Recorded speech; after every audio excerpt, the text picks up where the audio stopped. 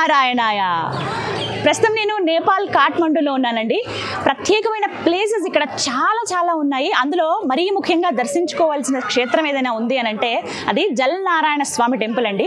అయితే ఇక్కడ బుధ నీలకంఠ స్వామి టెంపుల్ అని అంటారు. సిటీకి జస్ట్ 10 కిలోమీటర్స్ దూరంలోనే ఉంటుంది. మెయిన్ కాఠ్మండూ సిటీ నుంచి 10 కిలోమీటర్ల రేడియస్లోనే మనకు ఉంటుంది.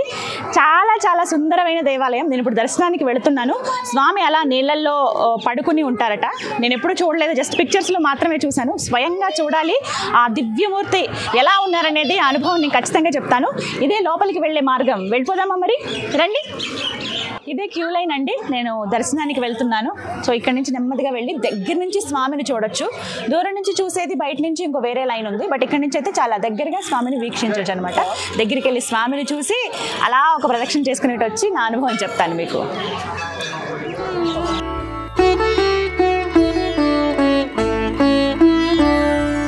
నారాయణ నారాయణ జయ గోవింద హరే, నారాయణ నారాయణ జయ గోపాల హరే, నారాయణ నారాయణ జయ గోవింద హరే, నారాయణ నారాయణ జయ గోపాల హరే, కరుణా పారావార వరుణాలయ గంభీర ఘన నీరద సంకాశ కృత కలికల్మషనాశ, నారాయణ నారాయణ జయ గోవింద హరే, నారాయణ నారాయణ జయ గోపాల హరే.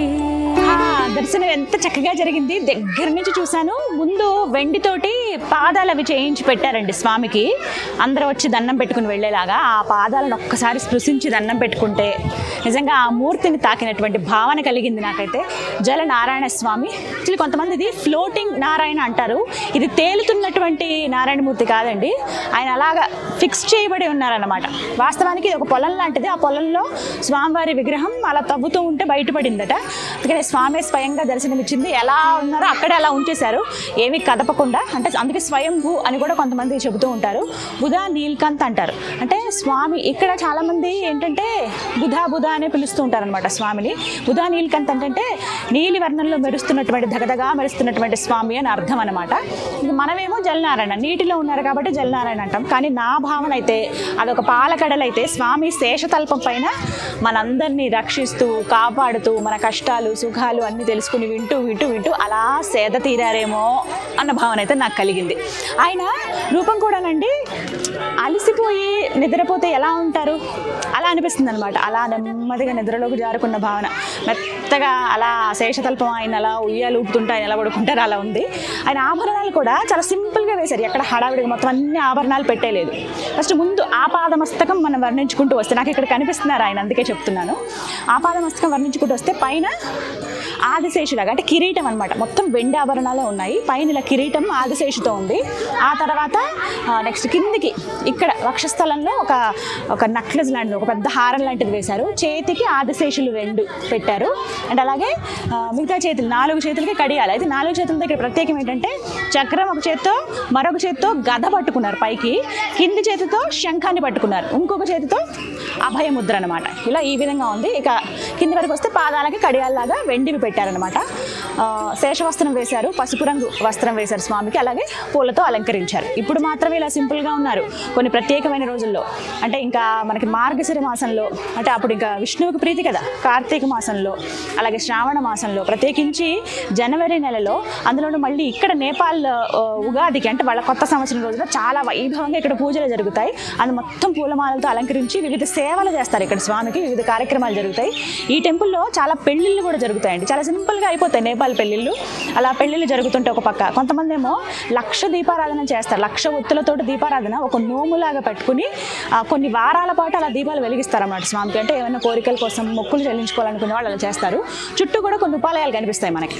ఇలా అసలు ఇవన్నీ ఎన్ని చూసినా ఎటు తిరిగిన స్వామి మనకి మధ్యలో కనిపిస్తూ ఉంటారు. ఒక కొలను ఇది, ఇక్కడ మొత్తం ఒక కొలంలా చూసుకుంటే ఆ కొలంలో ఆయన అలా పడుకుని ఉంటారు. మొత్తము ఆ శేషు అంటే ఆ పాము మొత్తం అలా చుట్టుకుని ఉంటుంది. మెలికలు తిరిగి పరుపులాగా, మెత్తటి పరుపులాగా స్వామికి ఉంటుంది అనమాట. అందులో ఆయన పడుకుని ఉంటారు. మొత్తంగా ఈ విగ్రహం చూడొచ్చు, దగ్గర దగ్గర ఒక 21 అడుగుల వరకు పొడవు ఉంటుందండి. 10 అడుగుల వెడల్పు ఉంటుంది. అంటే అంత పెద్దగా ఉంటుంది. 2 చేతులు ఇలా చాపినా కూడా పట్టినంత ఇంత పెద్ద స్వామి ఉంటారు. నిజంగా చూస్తే కొన్నిసార్లు అంటాం కదా 2 కళ్ళు సరిపోవట్లేదు చూడడానికి, అంత బాగున్నారని. ఇక్కడ ఆ మాట సరిపోతుందేమో కరెక్ట్గా. ఆయన ఇలా నిటారుగా నిలబడితే అమ్మో ఆ రూపం చాలా అసలు తట్టుకోలేము చూడడానికి. ఇప్పుడు ఆయన ఇలా పడుకుని ఉన్నారు కాబట్టి మనం ప్రశాంతంగా చూడగలుగుతున్నాం. నాకైతే మళ్ళీ మళ్ళీ చూడాలని ఉంది. ఇక్కడ నుంచి చూస్తే కనిపిస్తారు స్వామి. నమో నారాయణాయ, నమో నారాయణాయ, నమో నారాయణాయ, నమో నారాయణాయ. చాలా ఒక డిఫరెంట్ ఎక్స్పీరియన్స్ అండి మన దగ్గర. అంటే ఇప్పటి వరకు నేను ఇలా వాటర్లో ఫ్లోట్ అవుతున్నటువంటి, అంటే నీళ్లలో ఉన్నటువంటి నారాయణ స్వామిని చూడడం మొట్టమొదటిసారి. నేపాల్ కాఠ్మండు టూర్లో ఎన్నో అద్భుతమైనవి ప్రదేశాలు నేను వీక్షిస్తున్నాను, ఎన్నో దివ్యమైన క్షేత్రాలు నేను సందర్శిస్తూ ఉన్నాను. అందులో భాగంగా ఈ నేపాల్ ముక్తినాథ్ యాత్రలో భాగంగా విష్ణుమూర్తి నాకు ఇక్కడ ఈ విధంగా దర్శనమిచ్చారనమాట. మీరు కూడా రావచ్చు. వచ్చిన వాళ్ళు చక్కగా ఇక్కడ కాసేపు స్పెండ్ చేయడానికి మీరు టైంని సెట్ చేసుకోండి. అలా ఇగో వీళ్ళు 1,00,000 ఒత్తులు అనమాట. అవి స్వయంగా వాళ్ళ చేతులతో ఒత్తులు చేసుకుని వాటిలో ఆవు నెయ్యి వేసి పైన కర్పూరం పెట్టి వెలిగించి స్వామి చుట్టూ ప్రదక్షిణ చేస్తారు. ఫస్ట్ ఒక 3 ప్రదక్షిణలు చేసి తర్వాత అవి స్వామికి అర్పిస్తారనమాట. ఇలా ఈవినింగ్ టైంలో వస్తే చాలా బాగుంటుందండి వాతావరణం అంతా కూడా. మీకు ఒకటి చూపిస్తా చూడండి. ఇక్కడ వివాహం జరుగుతోంది. చాలా సింపుల్గా ఉంటుంది. నేపాల్ వాళ్ళ పెళ్ళిళ్ళు బొట్టు పెడతారు, పంతులు మంత్రాలు అవి చదువుతారు. ముందు ఫ్రూట్స్, చిన్న మిగతా ఏవైతే వస్తువులు కావాలో అవి. తాళి కట్టడం అలా ఏముండదు వీళ్ళ పద్ధతి.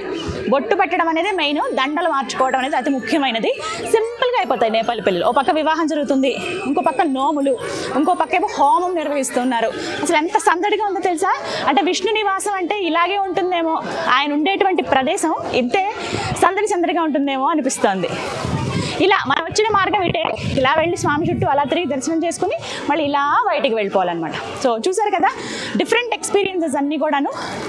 మన దేశంలో అయితే ఇప్పుడు కొత్తగా మీ అందరికీ గుర్తుండే ఉంటుంది, హైదరాబాద్లో స్వర్ణగిరి దగ్గర ఇలా జలనారాయణ అని చెప్పి స్వామిని మళ్ళీ అక్కడ ప్రతిష్ఠించారు. కానీ ఇక్కడ స్వామి స్వయంభూగా దొరికినటువంటి స్వామి అన్నట్టు. ఒక పొలంలో దొరికారు ఆయన.